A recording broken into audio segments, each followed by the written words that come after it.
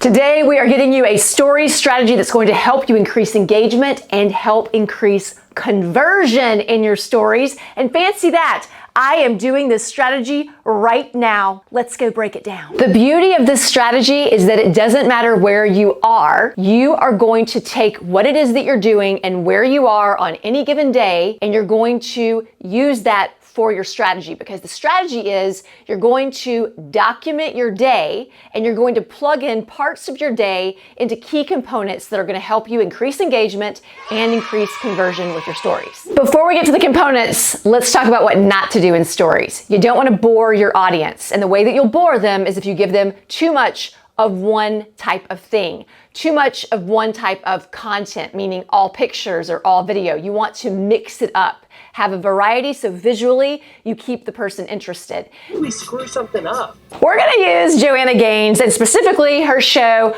Fixer Upper to explain our components. Whether you are a fan of that show or not, doesn't matter. It is a perfect example of how all these components work together to get someone to know, like, trust you, and then buy from you. So first of all, the social proof. We always saw Joanna and Chip with their clients so that we were able to get a real idea of what it would be like if we were to work with Chip and Joanna. The other thing is behind the scenes. They were always showing us their process and how they did what it is that they do. They also showed social proof with the results that they got people and those jaw-dropping moments at the end of the show, the money shot when the people were like, oh my gosh, I can't believe that's my house.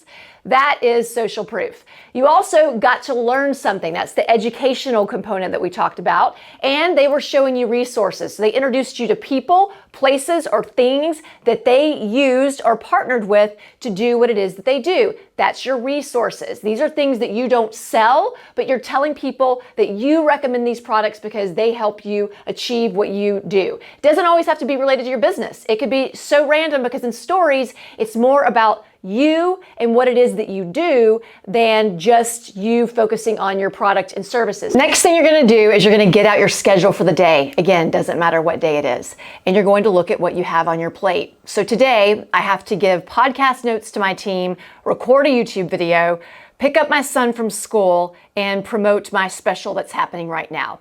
Now that I see what's on my plate, I look at opportunities for me to share behind the scenes something fun. I didn't mention that one, but we know how much Chip and Joanna have fun on that show. So you want to be fun, carefree, something entertaining. You can borrow somebody else's content if you don't think you're that entertaining, but bloopers will always work.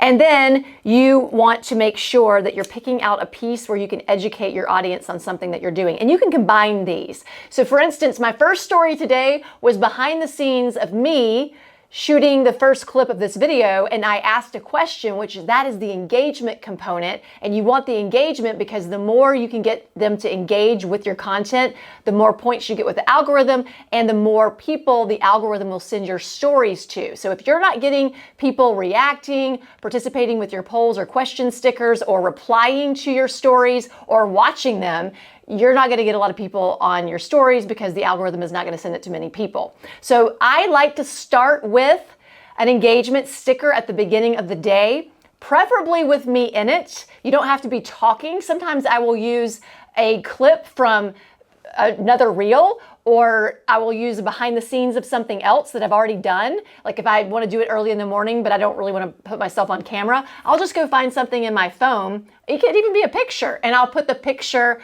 with that question on it, something that would be related. Speaking of being related, I like to try to get my components, my elements, somewhat related. They don't have to all relate throughout the day, but like my question sticker about do you plan your stories has to do with the fact that I am recording a video about planning your stories and a strategy. So I most likely will now, well, we can do it right now. Planning your stories can be a game changer for your business, and it does not require a lot of time. It simply means you're going to look at your schedule and you're going to find moments within your schedule that can help you show. You don't have to talk about exactly what you're doing that's on your schedule, but you can use what's on your schedule to jog your memory to think of other things. For instance, I'm giving podcast notes to my team today. That's not really that exciting, but I could talk about the podcast mic that I like, but that's not really related to what we've already been doing. Not that that's bad, but even better is I showed off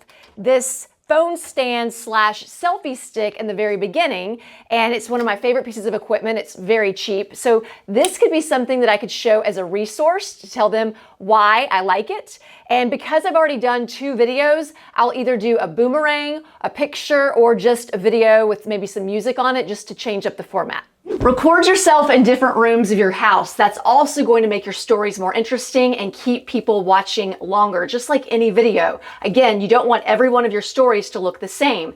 It's just like when you watch reality TV shows like Chip and Joanna and we get to see them inside their house and doing real life stuff. That keeps us interested. When it comes to the business related and social proof content, that doesn't mean you're going to be pitching your products and your services every day. It means you're going to be mentioning your business or showing you behind the scenes helping a client, or you giving tips that you just gave a customer or a client, and you can say that. Or it can be you screenshotting text messages or DMs of people who are thanking you for helping them. These don't have to be from people who actually pay you. The point is we're showing that you actually help people get the results that you promise to give them on your Instagram account. You can show when people have just recently purchased something, and obviously video testimonials are very powerful in your stories. No matter what strategy or series you do in your story, you always want to focus on these elements. I have a lot of these strategies and series inside my course. This is Video School. We host story challenges, reels challenges, and if you want to see someone who's gone through my program to see how it helped her 10x her business, watch this video right here. You see all the phases of video that we take you through inside This is Video School so that you are not only growing your audience on Instagram, but you're also growing your business with video while you're sleeping.